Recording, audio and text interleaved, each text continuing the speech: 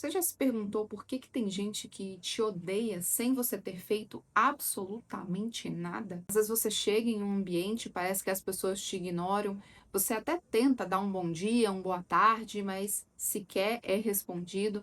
Ou às vezes você começou num novo trabalho e parece que tem pessoas que não gostam tanto assim da sua presença, mas você não teve nem ao menos a chance de mostrar que você é uma pessoa boa, que você é uma pessoa legal, que você é uma pessoa competente, confiável. Simplesmente tem pessoas que te olham com um olhar julgador, aquelas piadinhas, aquelas ironias. E aí você começa a se perguntar: o que que será que eu fiz para essa pessoa? O que que será que eu fiz para essas pessoas?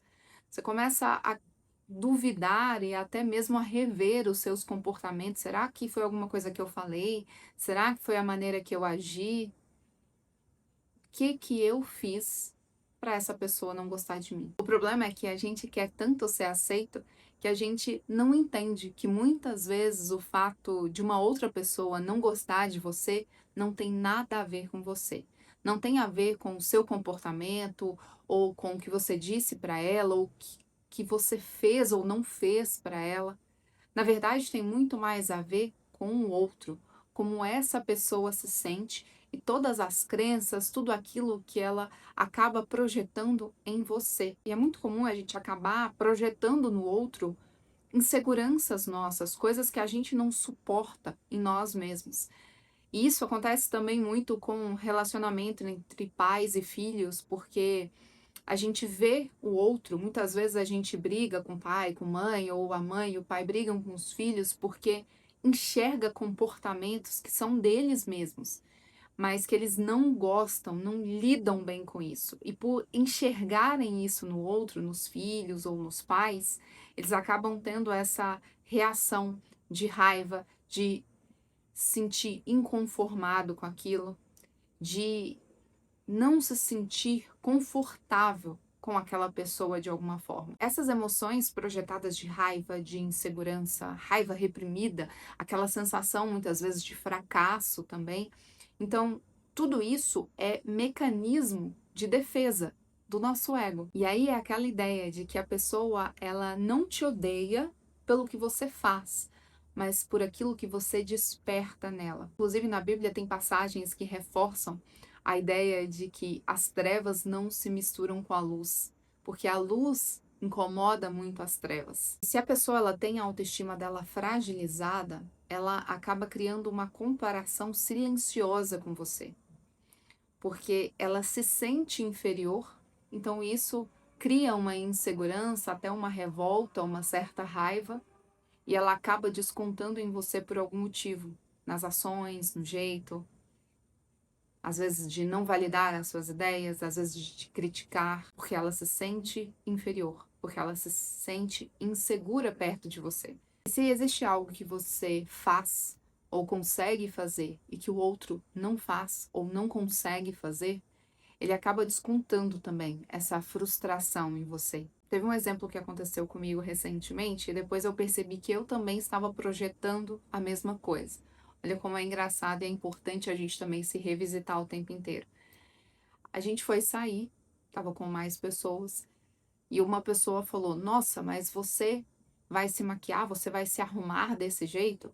Porque eu tinha me arrumado e geralmente o básico eu consigo fazer mais rápido porque eu já estou acostumada a me maquiar, a me arrumar. Para algumas ocasiões eu demoro mais do que outras, mas se eu precisar sair e falar, bora, eu vou precisar de uns minutinhos, mas eu apareço pronta. Então eu vou passar uma maquiagem, vou dar um jeito, e a gente sabe que a maquiagem ajuda muito nós mulheres, né? Deixa a gente com uma cara mais arrumadinha. E essa pessoa, ela não se arrumou, ela não escolheu bem a roupa, ela estava incomodada com a roupa dela, eu escolhi uma boa roupa, e quando eu apareci pronta, essa pessoa ficou questionando: Nossa, mas você estava aqui, ó, desarrumada até agora, e agora você tá aí toda arrumada? Ah, mas você vai se maquiar tanto assim? Você vai se produzir tanto assim? E ficou encanada. Teve uma outra situação também, de eu me arrumar, de eu me maquiar, e ficou questionando isso, porque é uma coisa que eu gosto, eu me sinto bem. Então, é o meu jeito, eu faço aquilo, não estou impondo para outra pessoa. Se a pessoa não quer sair de maquiagem ou não quer sair arrumada, beleza. é a escolha dela, eu não vou interferir na escolha dela. E por que que ela estava interferindo na minha escolha, da forma que eu gosto de sair? Então era um incômodo dela, porque ela achou que eu estava muito arrumada e ela não estava tão arrumada assim. Mas ela também não queria se arrumar, entende?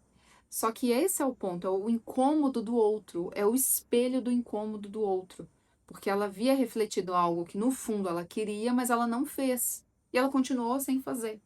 E aí eu percebi que recentemente eu também estava fazendo muito isso com o meu marido. A gente sai para passear com a nossa cachorrinha e quando a gente sai para passear com ela, exclusivamente só para passear, eu vou mais desarrumada, porque a gente vai andar, vai caminhar, pode sujar e tudo mais, então eu não me preocupo muito com isso. E às vezes que ele vai arrumado por algum motivo, geralmente ele não vai estar arrumado. Mas se ele coloca uma roupa melhor, ou põe um tênis melhor, se arruma mais e passa perfume, ele gosta de usar perfume. Exemplo, ele vai na esquina, ele tem que usar perfume. Não, se eu vou passear com a minha cachorrinha, eu não vou passar perfume. Se eu vou no mercado, eu não vou passar perfume, porque eu não gosto, eu uso mais em ocasiões mais especiais. Por questão minha mesmo, não tenho esse hábito e tal. Fico pensando também, aí tem uma outra teoria dos disruptores endócrinos, aí são outras coisas. Eu passo na roupa, geralmente, não gosto muito de passar no corpo, na pele, enfim. Isso daí é papo para outro vídeo. Mas eu tava projetando isso nele também, da mesma forma. Eu chegava para ele e falava, nossa, mas você tá muito arrumado. Nossa, mas você vai arrumado desse jeito? E começava a criticar, a colocar quase que uma dúvida. Poxa, mas você vai arrumado desse jeito? Nossa, mas você vai passar perfume? Entende que eu tava sendo a chata da história, incomodada, porque se ele gosta, se ele vestiu aquela roupa, tá se sentindo bem, se sentindo confortável, se ele passa perfume pra ir no mercado, pra ir passear com a Zoe, a nossa cachorrinha, se ele gosta, se ele se sente bem assim, o porquê que eu estou me intrometendo naquilo que ele gosta? Porque simplesmente eu não fiz, estou jogando o meu incômodo como espelho para ele. Eu percebi isso quando aconteceu comigo e achei muito desagradável. Achei, nossa, desnecessário. Eu faço, eu tô te obrigando a nada, você faz o que você quiser. Agora, deixa que eu faça o que eu quero também. Agora, eu percebi que eu também estava com esse comportamento. Inclusive, falei com meu marido, falei, nossa, olha só, né? Eu mesmo estava fazendo isso com você, olha que feio.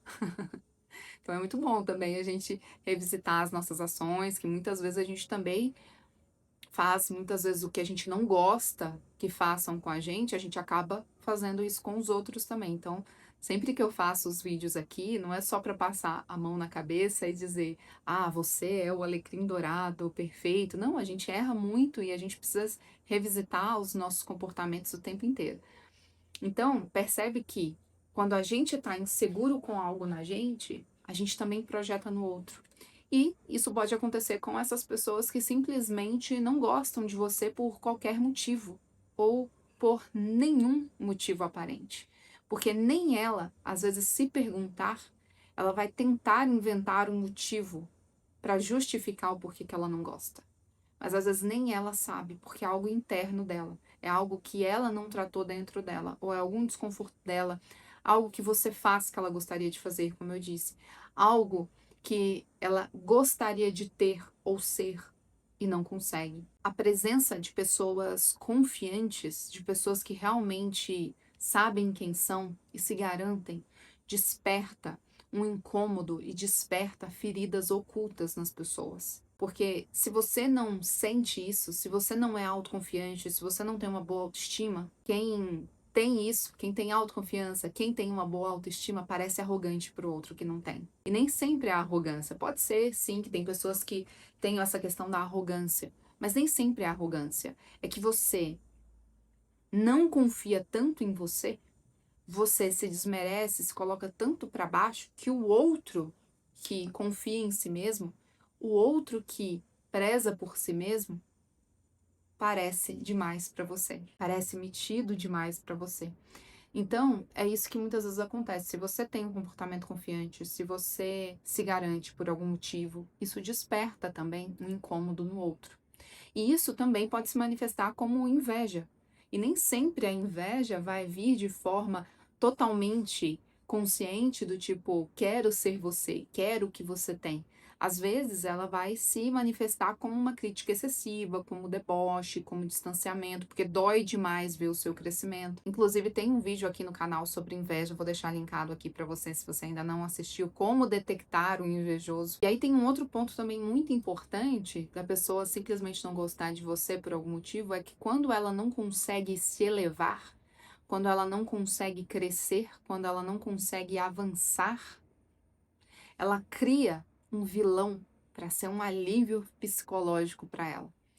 Ela cria a ideia de que se ela conseguir reduzir o seu valor, se ela conseguir te reduzir, ela cresce, ela avança.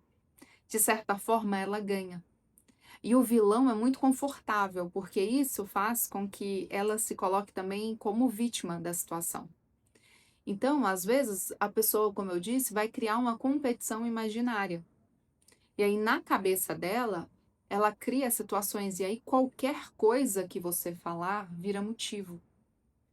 Qualquer coisa, qualquer ação, qualquer silêncio, qualquer bom dia. E isso acontece muito, como eu disse, em ambientes de trabalho, porque as pessoas estão ali, de certa forma, é um ambiente competitivo e muitas empresas fomentam essa competitividade. Pessoas querem crescer, querem chegar mais longe, querem ganhar mais, às vezes querem puxar o saco do chefe, do líder, enfim. E às vezes a pessoa também almejava ser promovida, mas ela não foi, então ela vai ter que lidar com essa frustração e de repente você entra nesse cargo que supostamente era para aquela pessoa, ou uma vaga, às vezes ela quer mudar de área e ao invés dela ser convidada para essa nova área, ser promovida para essa nova área, eles contratam uma pessoa de fora e de repente essa pessoa de fora é você que entrou na empresa e aí você precisa lidar com isso. Eu lembro que eu trabalhei numa empresa e depois que eu fui descobrir que tinha um grupinho lá que não gostava de mim simplesmente porque eu entrei, porque elas queriam entrar naquela função, naquela área que eu estava, que eu fui contratada. E aí ficaram com raiva, tentavam sabotar. E aí você pensa que às vezes a culpa realmente não é sua. Claro que a gente tem que sim observar os nossos comportamentos, se a gente fez, falou alguma coisa, mas a gente tende muitas vezes a jogar essa culpa e sentir que é com a gente. E às vezes não é. Às vezes você precisa se libertar e entender que é do outro, que você vai ter que seguir e você não precisa dessa validação do outro. Você não precisa dessa amizade do outro. Porque se o outro não quer, você também precisa respeitar esse espaço. Não pegar as críticas, não pegar aquilo que não é seu. Se blindar mesmo. Porque às vezes o outro vai sim tentar te jogar para baixo, tentar criar situações que te prejudiquem, ou essa energia também é muito ruim, né? Quando tem essa energia densa do outro que não gosta. Pessoas também que gostam de manipular os outros e sente que você não é manipulável ou que não tem controle sobre você, também passam a não gostar de você, porque pessoas manipuladoras só gostam de quem podem controlar. Se você não é uma pessoa facilmente controlável, manipulável, isso também desperta raiva. Então, quando essas pessoas encontram outras que sabem impor limites, sabem reagir da melhor forma a um ataque, não de forma explosiva, emocional, mas impõem o valor, impõem o seu respeito, essas pessoas também entendem que não podem te controlar. Então, elas passam também a te odiar por algum motivo, a não gostar de você por esse motivo. E às vezes você vai ser odiado simplesmente porque você é uma pessoa que tem paz, que tem leveza, que tem autoconfiança, uma pessoa que é livre, simplesmente porque você consegue ser de bem com a vida. Às vezes as pessoas querem cúmplices de reclamação. Então, se você é uma pessoa, às vezes, mais positiva, as pessoas também acham ruim. Então, às vezes, pelo simples fato de você ser você mesmo, vai incomodar. Vai gerar desconforto no outro que não suporta quem você é. Mas nesse momento é importante que você se lembre de não se diminuir para caber na insegurança alheia. Entendendo que você não vai agradar a todos e tá tudo bem. Entender que você não precisa muitas vezes mudar quem você é para que o outro te aceite. Esse ódio é injustificável, diz muito mais sobre o outro do que sobre você mesmo. Então, se afaste, faça o seu, dê o seu melhor, se blinde entendendo que você é uma pessoa boa, você é do bem, você faz o seu, você dá o seu melhor, você não rebate, você não gasta a sua energia, você não perde tempo, você simplesmente anula essa pessoa da sua vida, como se ela não existisse. Então, estabeleça limites claros, seja educado, mas não seja submissa a essa pessoa e lembre-se de não reagir no impulso, porque isso dá razão para o outro. Nem sempre você precisa se justificar e a gente também precisa parar de achar que precisa ser amado por todo mundo. E me conta aqui nos comentários se você já passou por algo parecido, se você está passando por algo parecido, de uma pessoa não gostar de você por simplesmente você existir. Comenta aqui, essa troca é sempre muito legal aqui nos comentários. Lembrando que eu vou deixar os vídeos que eu citei aqui para você assistir na sequência.